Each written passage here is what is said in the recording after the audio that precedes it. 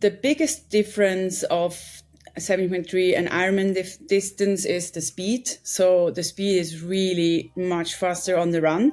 Ironman, you can allow yourself to actually have a little pit stop, but you can't allow yourself to do that in a 70.3 if you want to win the World Championship title.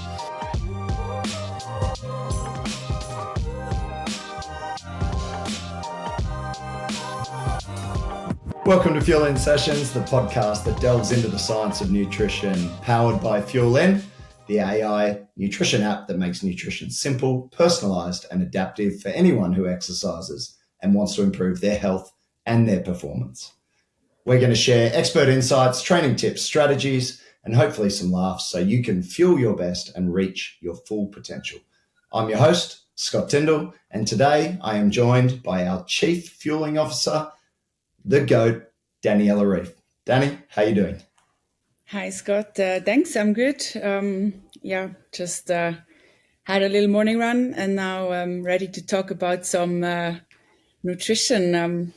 Back to race nutrition. It is back to race nutrition, and specifically we're going to talk about 70.3 because obviously Marbella World Championships are just around the corner. And we thought, who better to ask? Well, I thought, who better to ask than someone who's actually won the World Championship 70.3 5 times. And I think we had such a success, I think is probably the best way of describing it, when talking about your Ironman fueling. And I think your Instagram post that is hosted by collaboration with us on Fuel In, it did fairly well. It's had 1 million views. It's had over 8,000 likes and 3,000 shares and a lot of comments, which I must give you a lot of praise for, that you personally took the time to respond to all of them. So especially all the red wine comments, which obviously caused a little bit of controversy, and people were like, I can't believe Fuel In is recommending red wine before a World Championship race. And it was like, no, you idiots. It's not what we're recommending. It's just what Danny did. I just want to say that's not the only fueling you should have before a race, definitely. It was interesting to read the comments. You were probably a lot kinder than me in terms of your responses. So, it's interesting what people think you have to do, and then also there's obviously some things you don't really consider in consideration, like nerves, and so that's why. I don't know if it's good to start with the wine again, but So, I can go into it. It's not different to the Ironman prep. I also did that for my 70.3 races. Like I said a little bit in the comments, sometimes it gets very stressful. As a professional athlete, you have pretty much 1 or 2 chances a year to really show what you can. You train a lot, you prepare years for that. And for me, that moment of having that little glass of red wine with the team was mostly to just have like one moment of reflection, sit down and just also a little bit celebrate what you've achieved. You got to you're ready for the start line, but also not let the nerves take over too much. It's not like I should say that to everyone, but if it can help you to just have that moment of appreciation with the team, to me, that was always a special moment. Well, as I tried to point out to many of the, I'm going to put it in inverted commas, the haters who are all keyboard warriors and saying that you were silly in taking it, I was like, well, it didn't really turn out that bad considering she won 5 of them. So anyway, but the point being is we're going to dive into your 70.3 fueling. We will create an Instagram post very similar to the Ironman one, which, as I said, was very successful and I think helped a lot of people.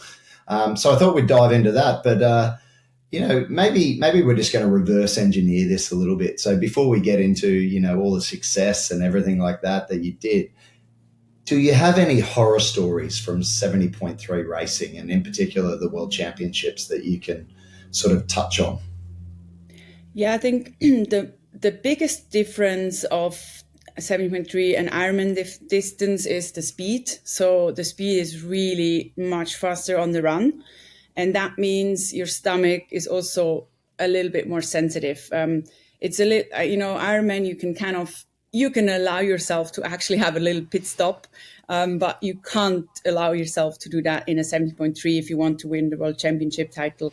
So, I mean, I did have a pit stop for one of my World Championship titles in Ironman, but definitely not in 7.3. And that means you have to really nail your nutrition also before the start. So let's say the low fiber intake is, I always was very careful. So even 2.5 days before the race, I would reduce the fiber intake to just really minimize the risk of having some gut issues during the race. And then as well, like I would say it's a little bit easier on the run if you start to go, fading, so you can really push through it. But that didn't mean, I was always very careful. For example, on the bike, I would take a lot of carbs. So basically, I would just, how I build my nutrition was coming from Olympic distance, right? So I knew what I had to take for Olympic.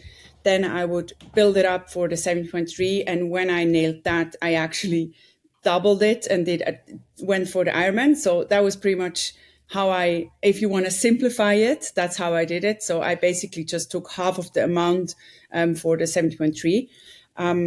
But that said, it's higher intensity, but your fueling before helps you for the first 2 hours already. So that means you might think you need less for a 7.3 during that time, but I actually took the same amount of carbs during the bike, just of course in a shorter per hour is the same period. Yes, but for the hour it was the same. Yes. Yeah, and just we will get into the actual details of like the the carb load, the swim sort of prep, the breakfast, and the bike and the race fueling. But did you ever have an actual horror story, like in any of the World Championships? Did you ever end up actually having, okay, I had to end up in the porta potty or vomiting or anything like that? Did you ever have to experience that? So no, good. I never had. I guess it was also part of the preparation, trying not to, I think the fiber intake has a huge impact. Of course, I had moments, or like I had races where I was not able to eat anything before the race. So I just basically used carb powders. When I was younger, I was really good in eating a lot, which people laughed at me. But actually, this is almost like a, it's a talent. A positive. Yeah, it's a talent if you can eat a lot, especially on a race morning. I remember I used to, I was at Wiesbaden 7.3. I was with Manuel Küng on the breakfast, and I had my full baguette. And mostly I would do the tahin and jam for the short distance or like middle distance. So not so much Nutella on the middle distance. A little bit trying to go a little bit less fat. Of course, tahin has quite a bit of fat, but I try to keep it a bit more light. Also, considering that you run faster from the time when you have breakfast. So if you look at the Ironman, the thing you eat for breakfast is going to be a long way until you're actually running. So if you're not going for seconds, you can still have a little break between, and but on the 7.3, there's no time to have that break somewhere. So it's actually quite soon after you eat. So I would, for example, eat about a little bit earlier than for the Ironman races. So 3 hours before I would eat, and I had to be finished. That was always my target. 2.5 hours before the start, I had to be finished with food. So I needed 2.5 hours of that my body could actually digest that amount I would eat. And like I said, I was at that breakfast with Manu Küng, and I had my full baguette, and and he was just and even some turkey breast, like slices, just the ones the ones you can buy to just get a bit of like the blood sugar stabilization, not too much, but just to feel like it's easy to digest. And he was sitting there and he could barely eat anything. And I just said, oh, I'm so glad I can eat a lot because it's helpful. But then through my career, actually, the older I got, the harder for me was to eat. On race morning, I definitely felt more nervous. For some reason, before the races, I definitely felt a bit more pressure, and the pressure can also really have a big impact on how you digest and how you eat, because if you just feel like, a lot of pressure, sometimes it's, for some people, it just closes everything and you can't really swallow any food.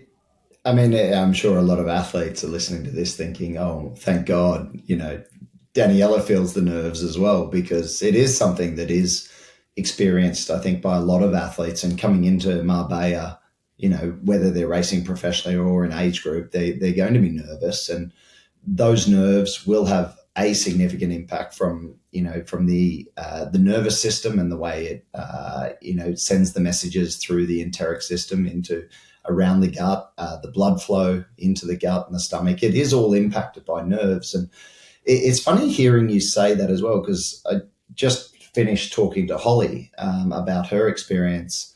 Obviously, she finished Kona the other day and finished 6th of the World Championships. Amazing.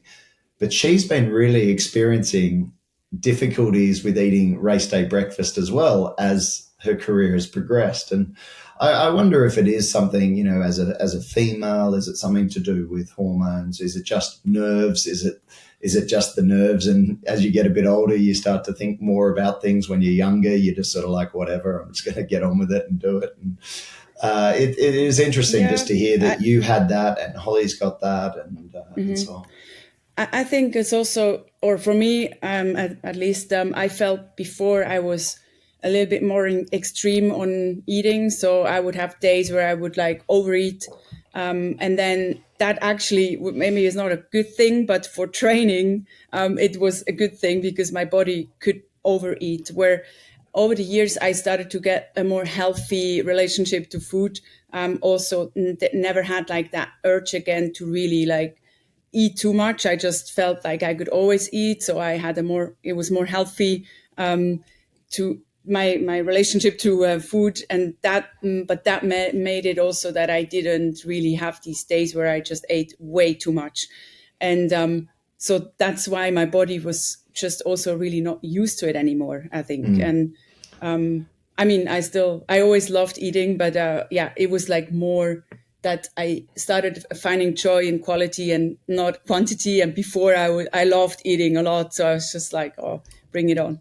And then look, that overeating and overeating in training before training sessions and hard training sessions is a form of gut training. And perhaps over time, just the ability to distend the stomach and cope with that volume of food, maybe it was reduced. So it's good to hear that you had those changes across your career, and probably it's something that a lot of athletes are hearing and sort of experience the same thing.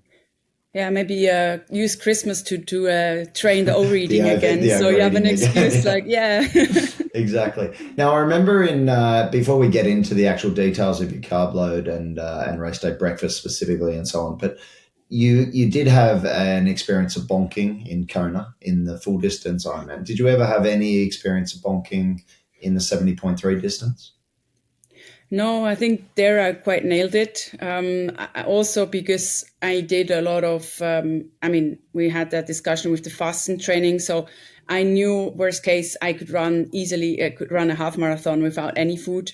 Of course, your performance drops a little bit, but I found it easier for 7.3 to fuel well than Ironman, because it's just, it's just a long day for Ironman, where in 70.3, to just really trying to explain it simple, is get your carbs in the morning. If you can't eat it, then take it with carb powder, like long chain carb powder.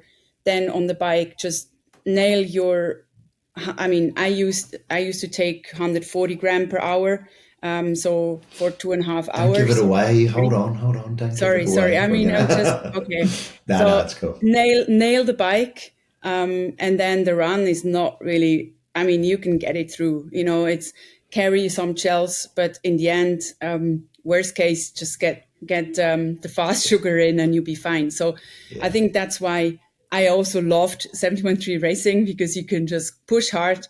And I think it's, from a nutrition perspective, it forgives you a little bit more. So even if you don't nail your bike nutrition, you can still get through on the half marathon. Yeah, and it's a very common theme, I think, certainly amongst professional athletes. I speak to Kyle, to Fred, to Holly, and so on, and Jan, and they all said the same thing, like 70.3. And it's a bit different again because you're moving so fast and you're actually finishing the 70.3 so quickly, same as the T100 races, that there is that forgiveness because actually you're not on the course for as long. However, for a lot of the age group athletes, they are out there for longer, so probably that importance of nailing the pre-fueling, the carb load, the race day breakfast, and then the bike and the run nutrition becomes a little bit more important. But obviously, at the speeds which you were going, you have that sort of flexibility because it is there. So let's get into the actual nitty-gritty of this. So I think, look, a sensible place to start would be your carb load, and we will outline this in an infographic for everyone. But I know the Olympic distance used to start sort of 3 days out. And again, that was, a little while ago, and things have changed in terms of the research around carb loading. But for the 70.3 distance, how many days did you do a carb load for? Around 2 days. Yeah. I didn't overdo it because if I did it for 3 days, what I also did in Olympics, I would sometimes turn up to races and I felt so big that I didn't even feel like doing a race. Like the carb loading can also, the glycogen in your muscle can make you feel a little bit more, heavy, but also the water you store. And then I could actually store I felt always I could store a lot of water, which I guess is a good thing. But so I did 2 days just to also feel still okay. Because I find if you overdo it, then it almost gets a bit to your mood as well, and you feel a bit like lazy. Yeah. But I think 2 days is a good amount. And back when you were doing this, were you quantifying it? Did you have a target in mind around either grams or grams per kilo that you were shooting for? Or was it the instructions were like, this is what we sort of want you to eat for breakfast, lunch, dinner, and these are the snacks I want you to get. So it was sort of, and that was designed, I imagine, by a dietitian at the time? Or was it just on your It was own? on my own kind of feeling. I would go by the meals I would have, and then pretty much just take away some of the vegetables in the 2 days. That means less fiber, and you replace it by simple carbs like rice or pasta, and that already increases the carb intake, of course. And then I would pretty much double the amount what I would eat. So I would just try to eat, instead of one plate, I would eat 2 plates. Okay, and I know you have a record of what you used to eat. What were your go-to foods? You mentioned rice. What else did you tend to consume a lot of? Let's actually do it even better. For breakfast. What did you have for breakfast? For your carb load? So what was I your would go-to? do pancakes, or omelette, or just white bread. I would start with white bread, and any kind of low-fat white bread. Okay. Did you consume fruit juice in the mornings for breakfast? No. Did you ever never have fruit juice? No, I would do the tahine. I already started with that, or even butter. I always had butter, so it's not like I completely took it out. And then jam, and then some eggs or something like this, just to also have a bit of protein. I think 2 days is still important to not just go full on carbs. You want to still have a bit of a balance. And then on lunch, I would always felt good on pasta. So I definitely never had a problem with gluten. And so, I would do mainly just pasta with tomato sauce or bolognese, which I also did before the race. Have bread with the pasta? Would you do extra bread with the pasta? Or just some olive oil and bread to just add the carbs a bit.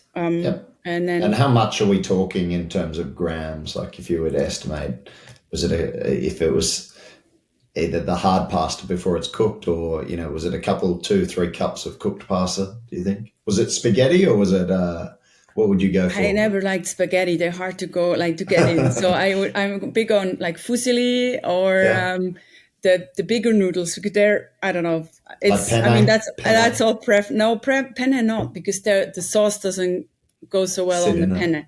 So I needed to have some kind of pasta that the sauce would also be kind of nice to it. But that's only preference. That doesn't really, your body doesn't care about how No, the but pasta is shaped. it's But I psychological think though, and all those yeah, things. and Like what makes you also feel good.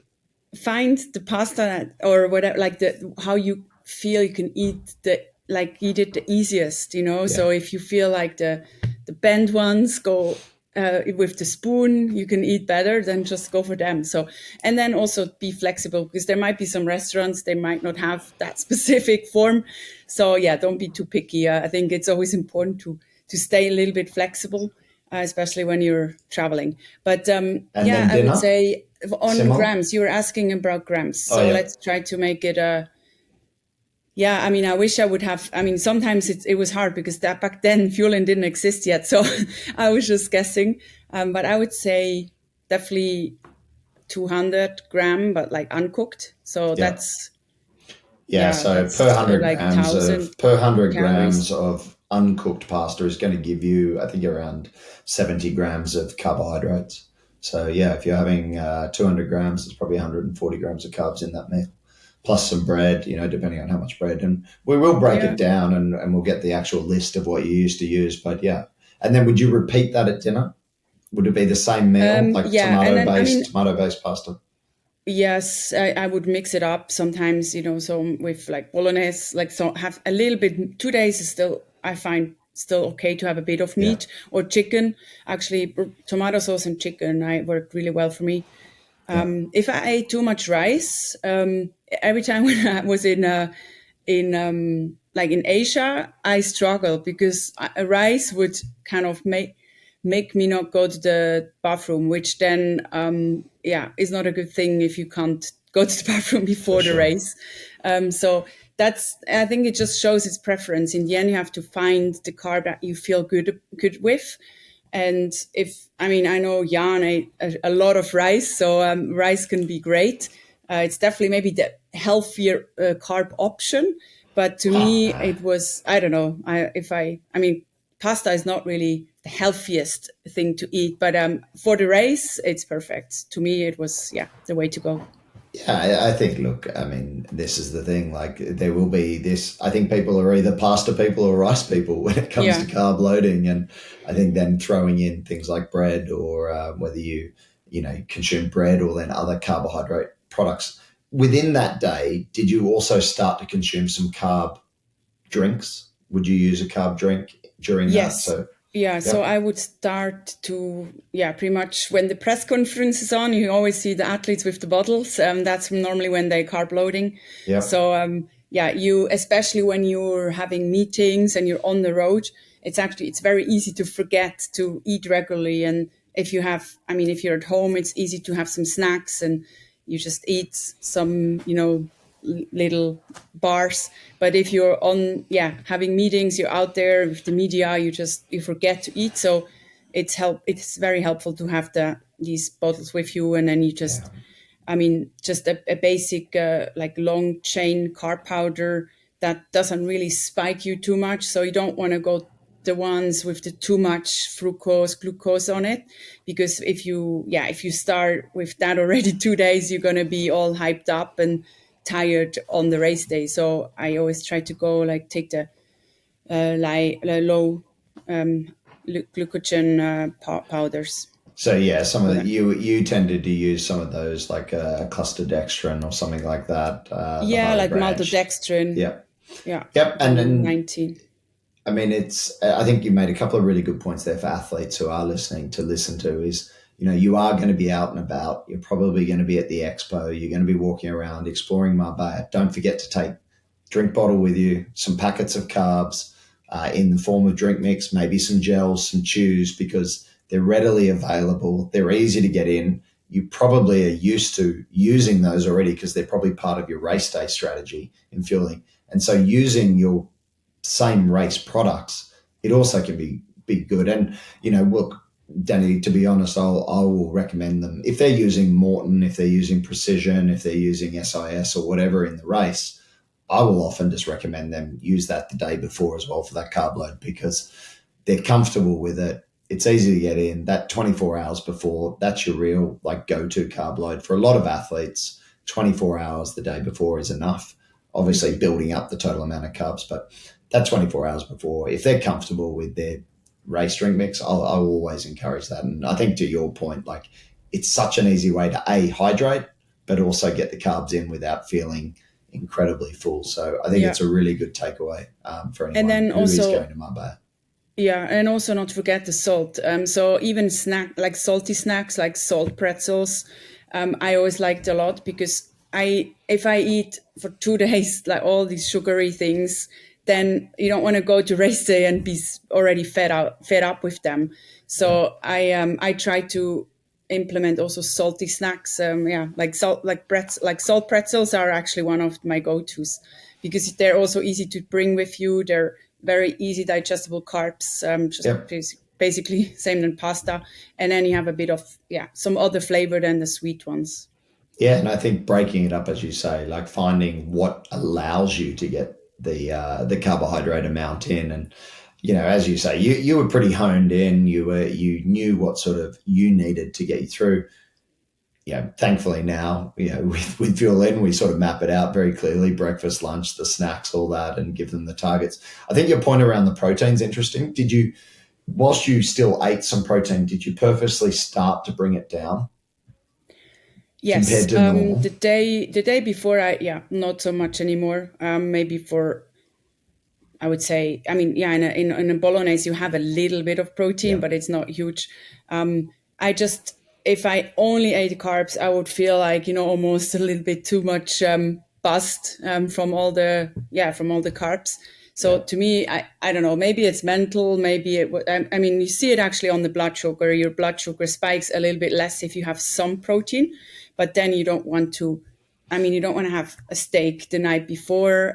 That's not really needed because, your body will use energy to digest it. But 2 days before, I already shared that, I would have the pasta and actually the steak. So that was my go-to meal 2 days before the race. So, and then the 24 hours, I would maybe have a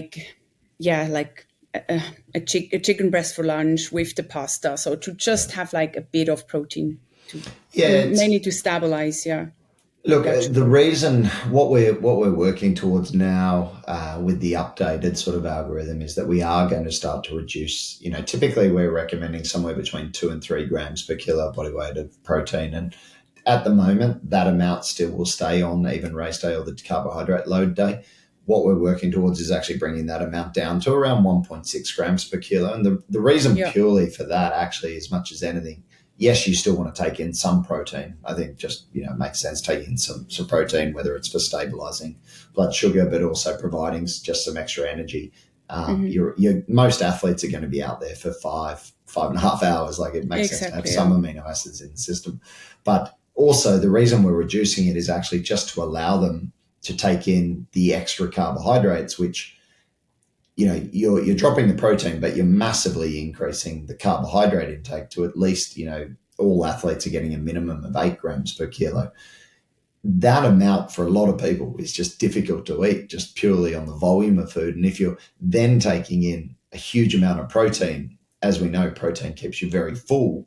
Yeah. It just makes it too hard. And then what we saw and what we have seen anecdotally is that some athletes have missed out on the carbohydrates because they've actually focused too much on the protein. And, everyone is so focused on protein these days. It's like, no, please don't focus on your protein for your carb load. Drop it down a little bit. Yeah, drop it down. Be comfortable with it. You're not going to waste away. Your muscles aren't going to drop off.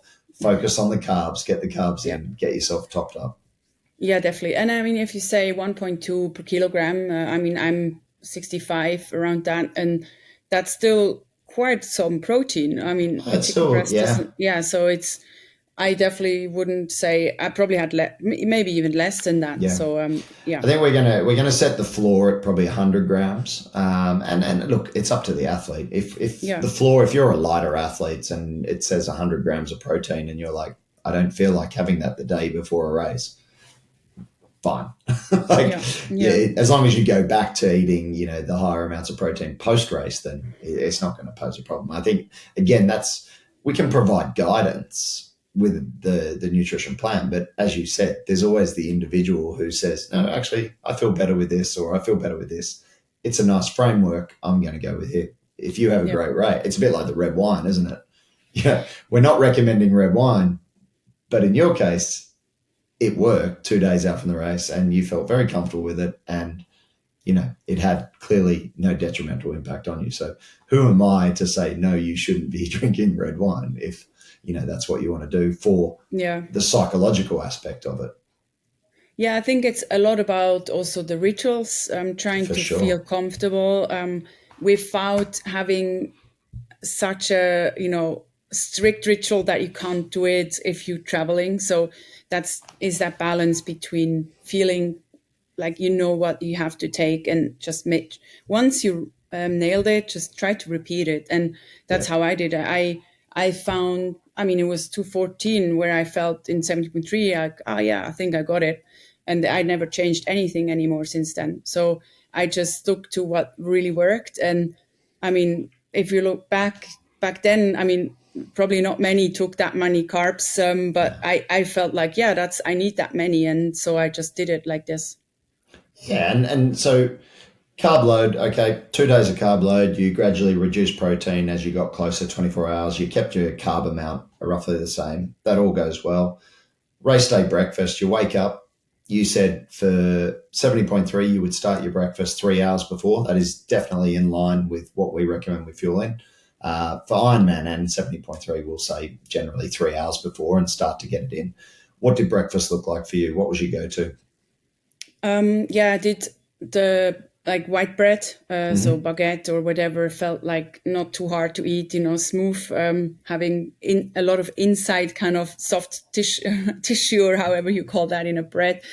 And then with the tahine, the sesame spread. When you say tahine, you tahini? Tahini, tahini. Yeah, okay. Sorry. Yeah, so I don't know. Which is very fatty. It is actually It is very, yes, but it's good fats, and they never came up. Like, when you eat butter, sometimes I felt really good on. Cool. And it was my little safety thing to know, even if I couldn't eat a lot, it has so much calories that you have that little, you have that little extra to go to. So, that with jam, but also on the jam. So tahini with jam. Yeah. Yeah. Wow. And then some chicken breast. You love your chicken breast. But like 1 or 2 slices, but mainly, I would say definitely around, if you can, 1,000 calories. So that's how many carbs. That's a lot. But like I said before, not every day I could eat that much. So even if you can't eat that much, it's okay. Just try to eat something. So you have something in your stomach, a bit of carbs, and then I would just have a bit more of the carb powder to just be sure that I got my calories in. And I'm going to throw a caveat out here to anyone listening this. If you haven't had tahini on bread with jam, please don't go and do it on Marbella before the World Championship. Try it first. It may not be for you. Obviously, it worked for Danny, but tahini wouldn't be something that I would typically recommend before a race, just because it's fat and it could slow down that the rate of digestion and whatnot. But again, as you pointed out, it worked for you and you practiced it a lot in training, and were comfortable eating it. And like you're exactly the beautiful right. thing about nutrition, isn't it, that you can have the principles. It's also the amount. You don't eat the whole jar. Don't eat the whole jar. Not the Nutella jar, exactly. Exactly. But also, for example, even tahini has a bit of fiber, but it was just something I felt comfortable with. Yeah, and like you said, I used it for training as well quite often. And then if you go on the jam as well, there I always try to make sure to not take a jam with lots of pits in it, because then you have the fruit, and you definitely don't want to have chunks of strawberries in your stomach. So if you go for jam, always try to look for the jelly jam. I was It's going to not say my it's favorite. probably the cheaper version of the Yeah, jam, exactly. the not Go so for the cheap organic. jam. Yeah, go for the No, cheap jam. yes, no. I mean, happy to have organic for my training, but or for everyday life. But for the race, you don't want to have any bits of strawberries or raspberries in it. It's funny with the 70.3 fueling, even marathon fueling. That I'm certainly again leaning. I used to always recommend, look, you can have fiber on race day, and in your case, you did have fiber. And I think for a lot of athletes, they go very well with something like oatmeal or overnight oats, because it's also very practical. You can take it anywhere in the world and get it. But there is, of late, I've certainly been leaning into more actually just using carb products even for the breakfast. So things like carb drink, gels, chews, and actually nearly reducing food, if that makes sense, like for the 70.3 marathon and marathons, because you feel very light. You get in this huge amount of carbs, but you actually don't feel really heavy. And I think to your point with the 70.3 and certainly Olympic, and then for the running races like a half marathon or marathon, I think there is an advantage to that. But also the caveat to it is practice that, because taking in just pure carbs with no fiber, with no protein or any fat before that race can also potentially empty you out pretty quick. Yeah, and also I think you have to be careful of the hydration, so you have enough water with the carb powder. Because that was one time I want to be sure, like, had enough, and I took, I think, 200 grams of the carb powder in quite a short period of time, because it's possible.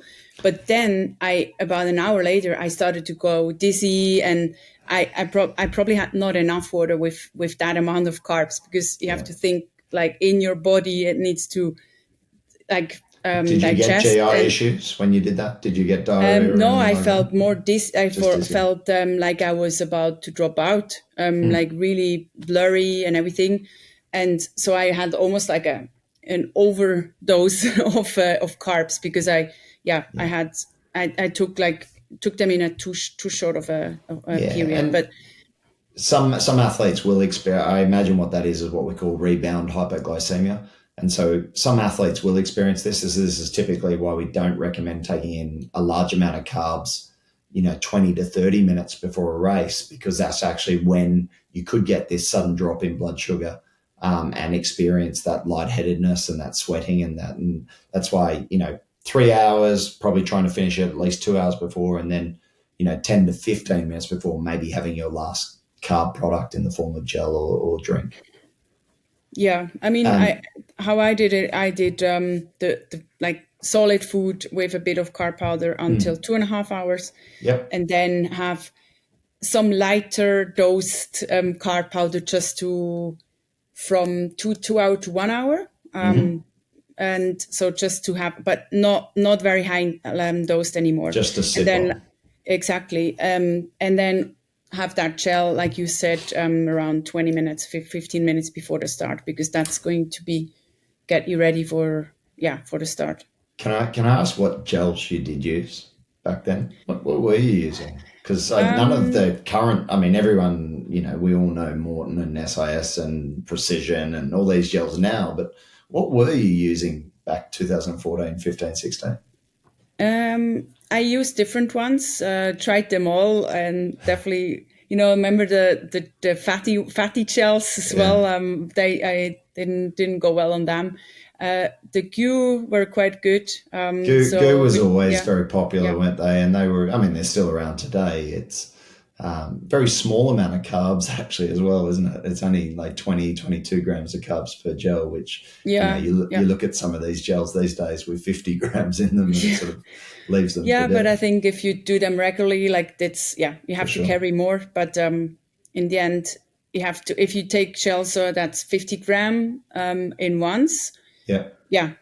practice it. But yeah, definitely, we see a huge development in the last 10 years For sure. of Huge. the gels. They're much more easy to digest. And back then, I mainly just also we were able to have the special needs, so I mixed my own drink to just have that as What you well. were taking. Did you take in caffeine pre-race specifically? Was it just caffeine, in the form of coffee, or did you take in an actual specific caffeine pill or supplement? Yeah, I would do always with breakfast. I would have coffee and a Red Bull. That was kind of my morning ritual with the Yeah, food. So that would be maybe around 150 gram of caffeine. Red 150 Bull has milligrams. Yeah, 80. yeah, Yeah. yeah.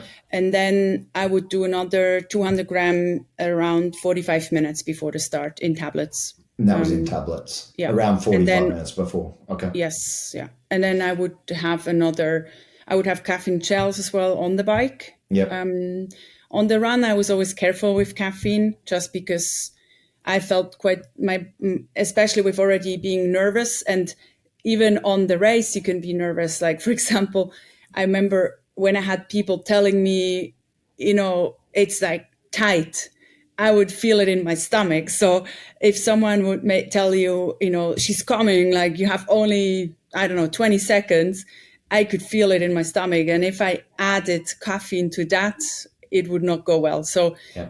on the bike, I felt always less nervous. There, I was just focused on pushing hard, and and also it's less impact on the stomach. So I would definitely have another caffeine tablet on the bike for the 7.3 races. Yeah. Okay, so let's dive into the bike specifically. So you've obviously 10 to 15 minutes before the swim, you have your last gel, 20, 22 grams, whatever the gels were back then. You get through the swim. T1, did you ever take in anything in T1, or did you just get your bike and go?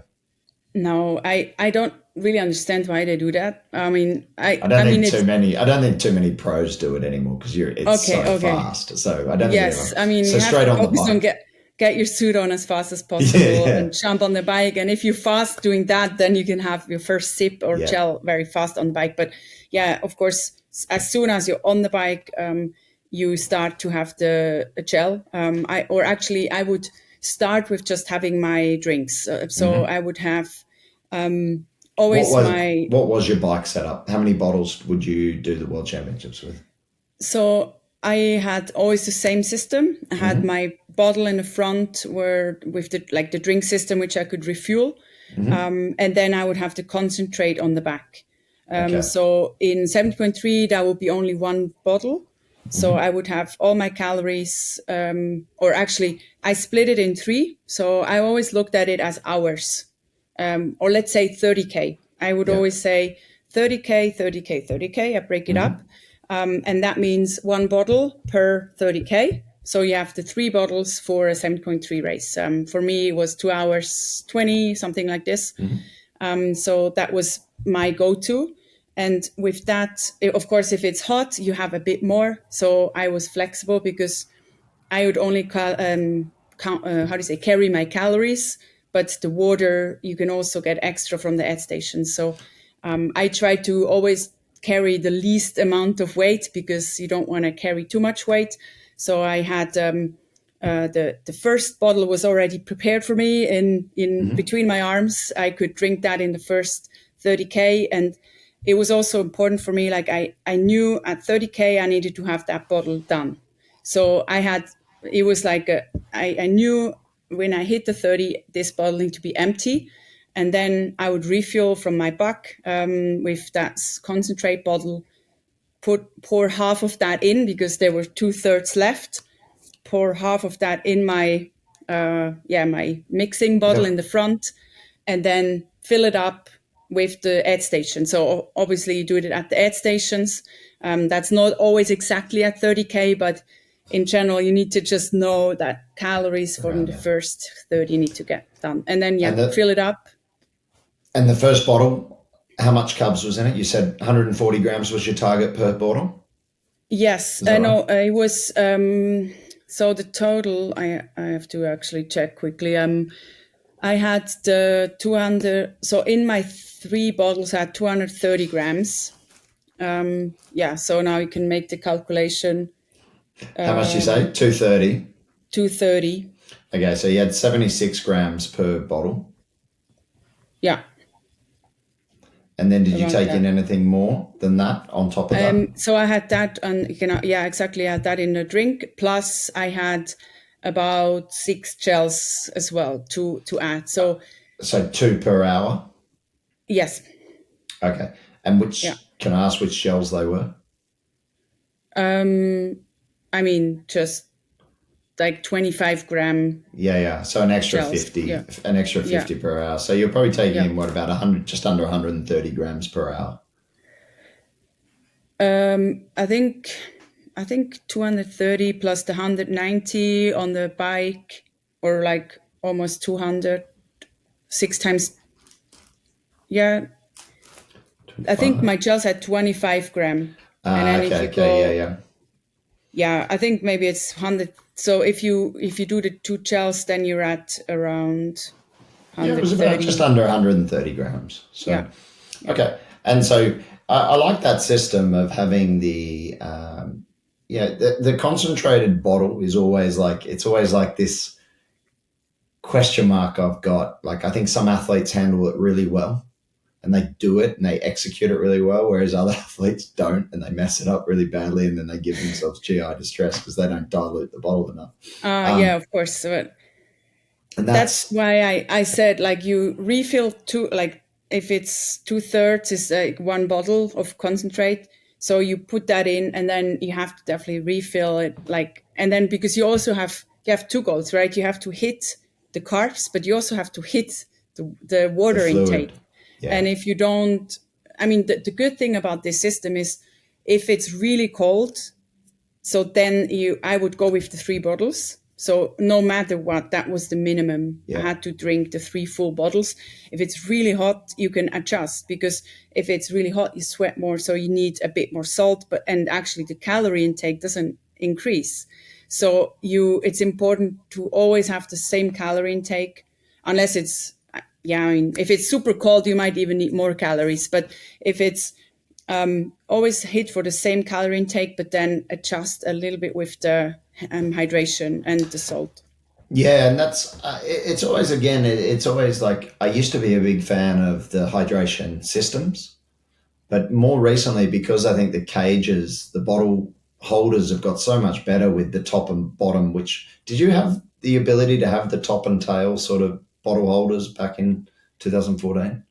Did they have them then, or was it mainly around sort of the Yeah, systems I mean, in the end, I could do the bottles like we on had top like and the two, tail and things? yeah, Yeah, but I actually, I always, I mean, also with the drinking system on the bike, I prefer to have the nutrition close to me, especially because then it's less length to drink. yeah, So that means less energy to yeah, bring yeah. the liquid up to you, because you have it's a shorter way. And then also you see how much you drank from that bottle. So when you hit 10K, 20, and your bottle is still half full, I need to actually fill this. So I think that makes it a bit harder if you have the box in your bike. I mean, lots of athletes use it. Yeah. I liked it to have it between, like that. I can Oh, actually see the bottle. I definitely prefer athletes to have it between their arms, whether it is the drinking, the vessel, or the bottle system. I think it's definitely what always I laugh at though. No one makes a clear bottle system. Like none of them are clear, so you can't really see. Like some of them are white, and you can see sort of the outline of the fluid, but Yeah, a lot of the them you white can't. helps. I'd love to see a clear system, and that's Well, why I actually, the probably prefer XLab bottles did. these days. Did XLab do XLab a did. white? Yeah, yeah, They did a white one though, not a clear yeah, one. but you could see through it. So Okay. yeah, Yeah, I yeah, think that's that's what I why used. I probably at this point in time I prefer bottles for athletes, just because a lot of the bottles they can have a clear, and as you Mhm. say, you can clearly see where Yeah, you are at that point in time. But I think, look, again, the thing your with system bottles. clearly worked. Yeah, I mean, I also liked the refilling thing, because then you don't. I mean, if you have bottles, then you can't refill them, and also you don't want to use your arms. You want to use your arms the least possible. So Yeah, with that system, I only needed to reach two times to the bottle. And then you in the stayed whole in nine. aero. Yeah. And every time you take your bottle out, it's going to cost you some times and some time. And also if you go fast with 60k an hour, you know, in the wind, you want to be able to have your nutrition, like, you know, fuel, but be fast. And you can't do that if you go 60k an hour, you don't really take your bottle. Probably not every age group is going 60Ks. Yeah, but I mean, Marbella, yeah, but like, I mean, Marbella is going to be maybe different. There, you have lots of climbing. There, you can grab your bottle. So maybe it's for like be a bit more specific for that. But then the downhill is if you can drink with your arms actually locked. That's also a benefit. So definitely, yeah, focus on drinking also when you out of the TT position already. So there, I mean, in Marbella, you will have quite a few options to do that. It's a lot of climbing. The weight is going to be a consideration for athletes at Marbella because, you know, you've got all this climbing, as you say, and you're going to have to be able to manage getting it going up with the lightest amount of load, but also the total amount of calories. So I think, like, with respect to the way you managed it, I think that's going to be probably a very good option. Now, again, I'm not saying to every athlete suddenly go and do, a concentrated bottle if you haven't practiced it. But if you have, then I think it's something certainly, you know, like with Ben Canute and a few of the age group athletes I've got that I personally work with, they're all thinking around sort of, you know, trying to keep the weight a little bit lower. Yeah. Yeah, that makes sense. I mean, I think it's, in the end, you just have to be strict with yourself. You know, you have to know how many, like, you have to concentrate. You know, you need to get that finished by the end of the race. You need to have like maybe divided by 3. That always helped me. And then, I think it's not this hard to do. You just have to be strict with yourself. But it also can help to get that. You know, always know where you're at, and as long as you know you have to be finished with this bottle by the end of the race, having it all in your body, then that's always was what I focused on. And if you, I mean, it takes a bit of self-discipline, but it's definitely possible. And as long as you're able to mix the bottles during the race, and that needs some kind of system where you have that open tap, or not an open tap, but an open entry point where you can just squeeze it in, and that then it's, especially on the uphills, it's quite easy to squeeze in the concentrate. So maybe don't try it on the downhills. Okay, so you were really focused, and I think what was really nice about, and it's something again I talked to Holly about, was she would use distance as a measure of when to get her nutrition in. And I think, look, you either choose distance or you choose time. In your case, you chose 30 kilometers. It's an easy number. You know, you're just splitting it by 3s, aren't you? So I think that's a really good way. So you get through the bike, you get into T2. Did you ever have anything on T2, or was it just as quick as possible? I need to get out of here and I need to get my shoes on and get going. No, actually, I did put, gels actually at the T2, obviously, to carry them. And so I would always bring, depending on if we're allowed to have the Ed station or like the pro stations. Sometimes we had to carry it all. I mean, all age groupers do as well. So I always try to not rely on the Ed station. So I would carry them myself. So I had... on the run, actually, I only had 3 gels. So basically just trying to go pretty much every 20 minutes from the start. And then, the last 20 minutes, you don't really, you're fine.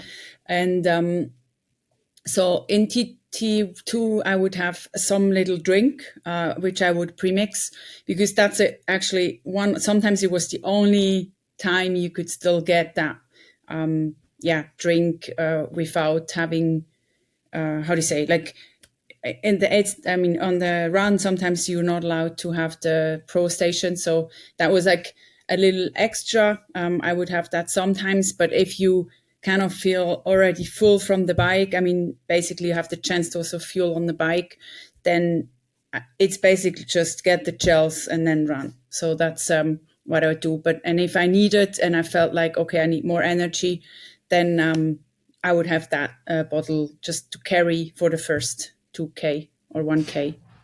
Yeah, and was that dictated by the weather? Like if you knew it was a hot race and you were like, I need to get some fluids in because I know it's hot, would you always sort of reach for that sort of flask or bottle and then carry that with you for the first part?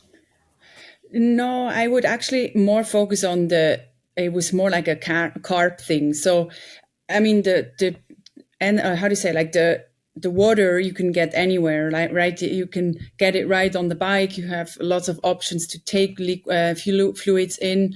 And then also on the run, you have the opportunity to get the drinks in.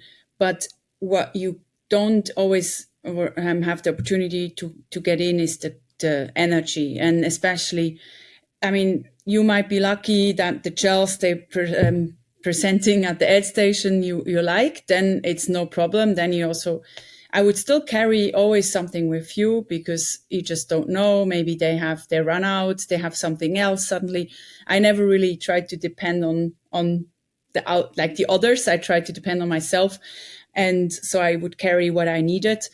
And also, yeah, I mean, I think you've shared that many times. Don't try any new gels just because the race direction that decided that these gels are the right ones for you, because yeah, obviously they're partners of the race. Some of them are good, but you just need to know if they actually work for you. And so that's why I would, put the gels in your T2, carry them. I mean, as a woman, it's easy. Just put everything in your bra. So that's what I always did. I'm sure, I mean, most race suits have some pockets, just put it in your pockets. Yeah, I mean, look, we're talking Marbella, we're talking the World Championships. You would expect most athletes are going to get through that run portion of it's a pretty flat run as well, and you would hope that majority of the athletes are going to be sort of pushing that sort of, I guess from a professional standpoint, they're all going to be finishing just over an hour, and then obviously as the age groups come in, but maybe an hour and a half, maybe a little bit longer. But you're not going to have to carry a whole lot on you. It might be 4 gels, might even be 5 gels maybe. But Yeah. the point being is carry them on you because you don't want to rely on what might not be on the course. And I think that's a great suggestion from you and a great tip. Yeah. Yeah, it gives you just, then you're set, you can get through it. And I mean, there's, like most, it's a half marathon. So of course you've had some kind of, I mean, you biked before, you swam before, but I would say the body is you need to have for sure 2 gels. I would always suggest, and also depending on how long it takes you, I would just always try to remember there. I wouldn't go so much on the case. I would go basically every 20 minutes, which at that time was for me around 5K. So either whatever it feels easier for you, maybe every 5K is also enough to take a gel. Especially if you don't want to go like too extreme, because it's quite a lot every 5K to take a gel, but that will definitely carry you through. Yeah. And did you ever rely on like Coke at the end? So you would have your 3 gels, and then for the last part, did you used to reach for some Coke or any of the on-course sort of fluids? Yeah, I mean, I definitely try to avoid the like the carb mixed drinks, because you just never know what you get. So if worst case, you get some soup. So yeah, no, there I try to just I focused more on the gels I had. I mean, if you need to, then some Coke can also help for sure. Sometimes they have Red Bull, but that also I would definitely try before if it works for you. As you have to, I mean, they also with like all the drinks they give you, like if you don't know if they have the fizz still in there. If you're lucky, then there's no fizz. That's actually easier for the stomach. If you have the bubbles, even I love the bubbles on race day. I try to go without bubbles. So that's Just not kind of fizzy my. water. Not anymore. I learned that. I learned that lesson from The hard the ones way. who missed it can go on the last podcast we did on the Ironman fueling. Or I think we did never really got to the Ironman fueling. I think we just talked about what I did wrong. So I think it's a pretty good one. Before we finish up, like obviously you've gone through all of it in a lot of detail, and as I said, we will produce the infographics on this. In terms of supplementation, did you back then were you using, apart from caffeine? You mentioned you took in some caffeine on the bike and before the swim. Did you use in the 70.3, especially the World Championships? Did you use sodium bicarbonate? Yeah, I used sodium bicarbonate on all my races. Pretty much started at the Olympics with it. And yeah, so definitely, I think for 7.3, it's even a bigger advantage because you go more intense, especially the swim can be quite intense.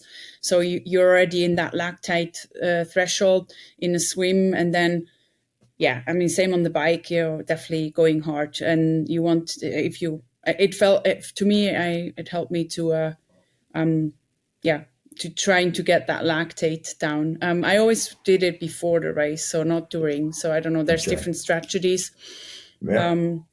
Okay, sodium So it was, bicarbonate, tick. And I think what we might do at another point in time is actually get into the supplements that you used and talk about the pros and cons of those particular supplements. I think it's good, but just as a bit of a check mark, did you use beta yeah. alanine? No, I did not. Nitrates, did you use nitrates going in? So No, beet concentrate or anything like that? Betaine, betalaine, no, I nothing. actually kept it, I would say, quite simple. Mm-hmm. Maybe also, yeah, I just felt like I didn't really have the time to experiment. I wanted to, I felt what I had was really working well. So caffeine definitely is yeah, big help. And then the sodium bicarbonate.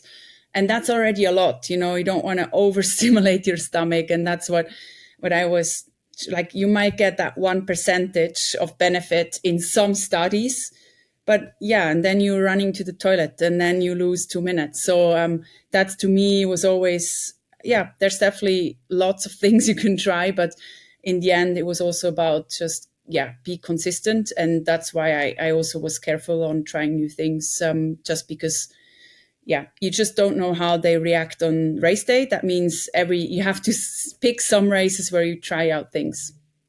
Yeah, no, I think, look, keep it simple, stick with the things that work with you. And I think, you've said it straight. You don't have to do everything. You don't have to throw the entire kitchen sink and use every supplement that has shown some benefit. Because as you said, for that 1% gain, if you're stuck in the toilet for 10 minutes, it's certainly not going to outweigh it. So I think it's a very sound message to finish on, is that, ultimately, what I've heard today is the things that you used in your races, you practiced a lot, you used in training, you kept it simple, you worked out what worked for you, and you just repeatedly did it. And that Yeah. ultimately is very much in the same ethos of how we talk about it with Fuel In and practicing fueling. And so your training fuel becomes your race day fuel. And I think no better example than, uh, chief fueling officer and